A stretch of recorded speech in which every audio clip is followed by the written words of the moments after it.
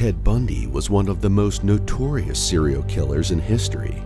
According to the biography, he murdered more than 30 women between 1974 and 1978. How much more do you think we can uncover about a notorious killer like Ted Bundy? How many more crimes he committed without getting noticed? In 1989, the 42-year-old wife killer was sentenced to the death penalty in Florida after confessing to his murders. And this wasn't even the first time. Bundy had already been sentenced to death 3 times before he was finally executed. So in this video, we will give you all the details you have to know about this murder case and the mystery of Ted Bundy and his death. And for more videos like this, definitely subscribe to our channel, Evil Exposed. If you already did, let's start with the general info that is known about him. When the time came, Bundy died from electrocution after less than 2 minutes in the electric chair. Tim Swarens, a reporter who witnessed the execution, told the Daily Beast the famous electric chair would be the last thing Bundy touched in his life, but it wouldn't be the last the world would hear of him.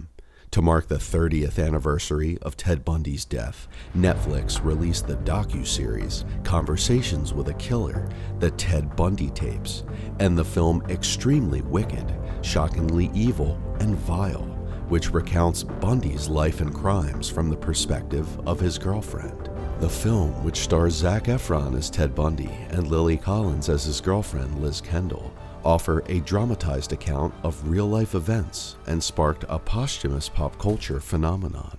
Now that Netflix has recently released 2 new series about Jeffrey Dahmer, another infamous serial killer, discussions about Bundy and his death are once again circulating on the internet and social media platforms. So with all those at hand, let's start with his first crimes and see all we can about him. College years and his first attack. Ted Bundy graduated from high school in 1965, then enrolled in the nearby University of Puget Sound. He spent just 1 year there before transferring to the University of Washington to study Chinese. He dropped out briefly in 1968, but quickly re-enrolled as a psychology major. During his time out of school, he visited the East Coast, where he likely first learned that the woman he believed to be his sister was actually his mother. Then, back at UW, Bundy started dating Elizabeth Klopfer, a divorcee from Utah who worked as a secretary at the School of Medicine on campus. Later, she was among the first to report Bundy to police as a suspect in the Pacific Northwest murders. Also among the 4 people who gave police Bundy's name were former Seattle police officer Ann Rule, who met Bundy at around the same time while they were both working at Seattle's Suicide Hotline Crisis Center. Rule would later write one of the definitive biographies of Ted Bundy, The Stranger Beside Me. Ann Rule remembers the moment she realized Ted Bundy was a killer. In 1973, Bundy was accepted into the University of Puget Sound Law School, but after a few months, he stopped attending classes. Then in January of 1974, the disappearances began.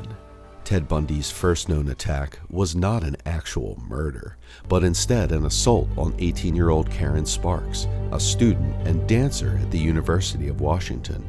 Bundy broke into her object and bludgeoned her unconscious with a metal rod from her bed frame before sexually assaulting her with the same object. His assault left her in a 10-day coma and with permanent disabilities. How was Ted Bundy caught? Ted Bundy was caught in Florida in February 1978 after his car looked suspicious to a police officer in Pensacola. The officer discovered stolen license plates and a stolen driver's license and arrested the serial killer, according to ABC News. The arrest followed the murders at the Chi Omega fraternity house and the murder of a 12-year-old girl, according to ABC News. And of course, how did he die? Ted Bundy died in the electric chair on January 24, 1989. Ted Bundy flinched in horror when he first saw the electric chair in the execution chamber of the Florida State Penitentiary. Swarens wrote in the Daily Beast 30 years later, "Along with 41 other witnesses, I watched as one of America's most notorious serial killers was strapped to the wooden chair known as the macabre nickname, Old Sparky." In a book by crime writer Ann Rule, The Stranger Beside Me, the true crime story of Ted Bundy, Dr. Clark Hoshaw, who was also present at Bundy's death, recalls, Bundy was agitated and didn't make eye contact before he died. A leather strap ran diagonally across his face from the right side of his lower jaw and was firmly anchored over his left ear. The head strap compressed the side of his nose and squeezed Bundy's left eyelids. His right eye was open and looking straight ahead. According to Swearen's description, a metal cap was also placed on Bundy's head, and his face was covered with a black leather veil. No one could see Bundy's face as Warden Tom Barton made a brief phone call to Governor Bob Martinez. After the phone call, Swearens recalled, Barton then nodded to a black hooded executioner standing behind a partition. The anonymous executioner pressed a button. Bundy's head jerked as 2,000 volts hit him. His body stiffened and pressed against the back of the chair, Swearens wrote. After less than 2 minutes, the executioner turned off the electric current. All that remained of Ted Bundy was a body pressed against the leather straps. He was pronounced dead at 7:16 a.m. after a paramedic checked his heartbeat, according to the LA Times. Were there photos of his body? Yes, there were photos of Ted Bundy's body after the execution that were recirculated on the internet and social media platforms. What was Bundy's last meal before he went to the electric chair? The night before his death, Bundy called his mother twice, but refused to choose a last meal. In fact, he barely touched the standard steak, eggs, roast potatoes, and toast served to him, according to All That's Interesting. So, Bundy died on an empty stomach. What were Bundy's last words? According to Swearens, as the electric chair was being prepared for him, Bundy looked through a plexiglass window at the witnesses facing him and said, "It's all right." Then, at 7:05 a.m., Bundy was asked if he'd had any last words. Looking at his attorney, Jim Coleman, and Methodist minister Fred Lawrence, he said, "Jim and Fred, I want you to say hello to my family and friends." What happened to Bundy's body after his death? After Ted Bundy was executed, his brain was removed from his body for study. Scientists hoped to find an abnormality that would explain his violent behavior, but nothing was found, as All That's Interesting reports.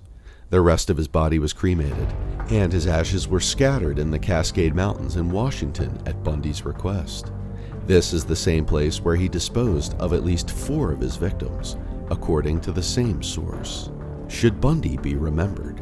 We know this is a controversial question, but we would love to hear your opinions. Some, including Swearens, don't believe that someone like Ted Bundy, who could commit such heinous crimes, deserves to be remembered.